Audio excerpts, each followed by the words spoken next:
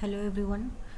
So this is part 2 of our TestNG tutorial, and in this video we will be seeing what is TestNG.xml file, why do we create that, and how it will help us for execution of our TestNG test cases. So let's go back to our Eclipse editor.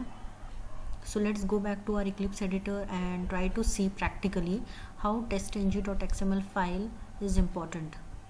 So here we are back again on our TestNG_test project,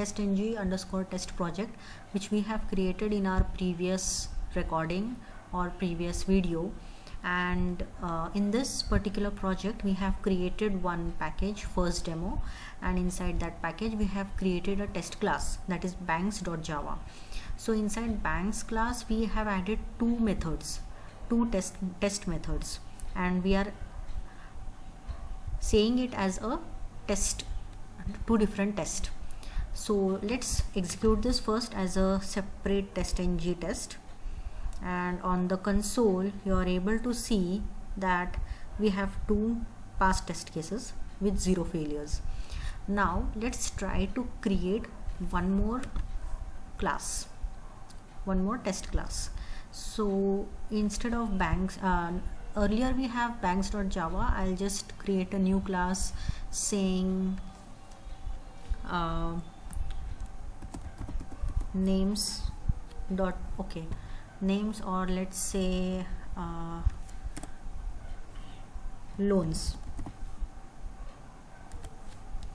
Now I'm not adding public static void main, as we have discussed earlier that main is not required for TestNG execution, and I'll create an empty class loans. Now in this method we will copy the test methods from here and paste it here. We'll just change some of the naming conventions like HDFC loan, and same thing I'll put inside the method, and this is SBI loan, and same text I'll put inside our method. So we have created a loans.java test class. Now I'll run this first as a separate test. When I'm executing this test has passed, two test cases has passed. You can see that there is one test and there is this another test, and both the test cases have passed here. There are in total 4 test cases under this first demo package. 2 test cases are under banks class and 2 test cases are under loans class. Now I want to execute all these 4 test cases at once. Why? Because there might be case that in your automation framework you might have multiple test classes, okay, and you might have more than 50 or more than 100 test cases, and then those will be in some 10 to 15 classes which are based on your modules of the UI. So currently what we were doing is that we were executing separate test class by right clicking it and running it as a TestNG test, and same for loans we have done. But what if we want to execute all at once? So for that what we have to do is we have to convert this project into a TestNG project. So now I'm right clicking on that, then I'll go to TestNG, convert to TestNG. We have certain structure here, let's look at into that.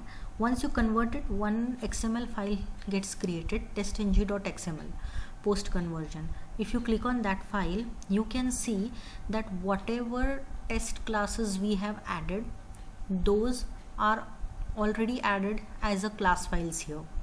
So here we have a suite. Test suite is collection of test cases. Test here is a folder name, and inside that you have classes. Now what you can do is, if you run this XML file, your all 4 test cases will get executed. Let's try that, because I don't have to change anything here.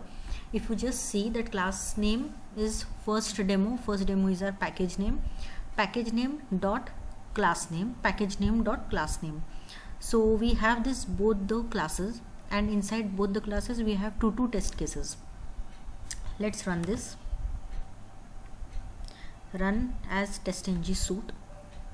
and see. Okay, now here you can see total test run are 4, passed are 4, 0 failures, and the text which you can see is this test are the printf statements in our individual test cases. So you can see whatever print statements we have added, we are getting it as an output. Okay, and same thing we are having here. So why TestNG.xml file is important?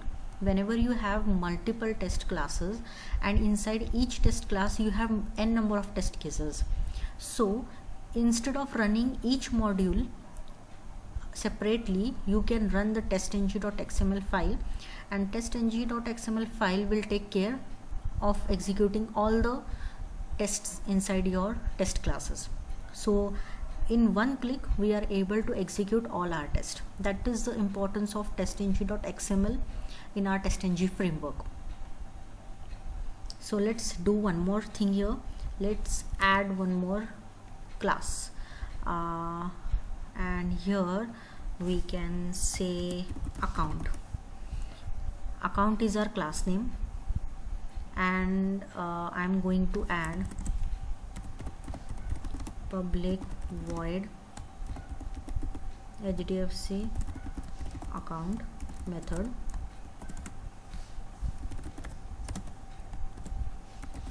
This is HDFC account. Okay, and let's add the TestNG annotation. Add or import first. The error is gone. Copy this method, paste it again so that we will have one more test, and now we will change the name here. This will be SBI account. Copy that, and okay, so what we have done, we have added one more test class, and inside that test class we have added two more methods. Sorry.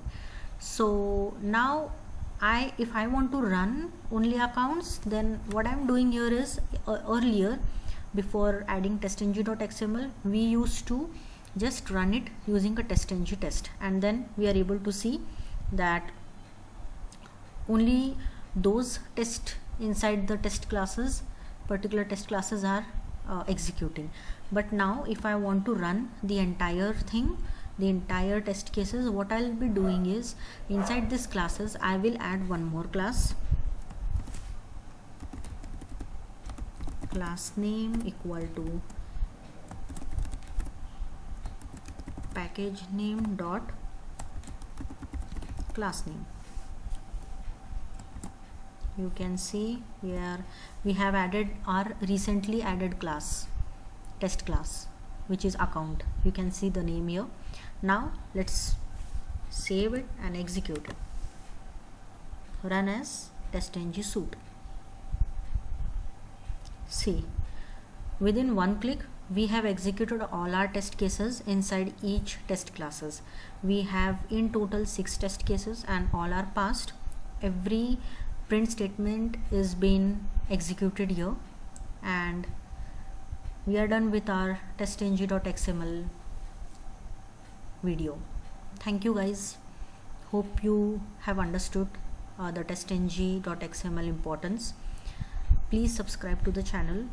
Let's meet in our next video. Thanks.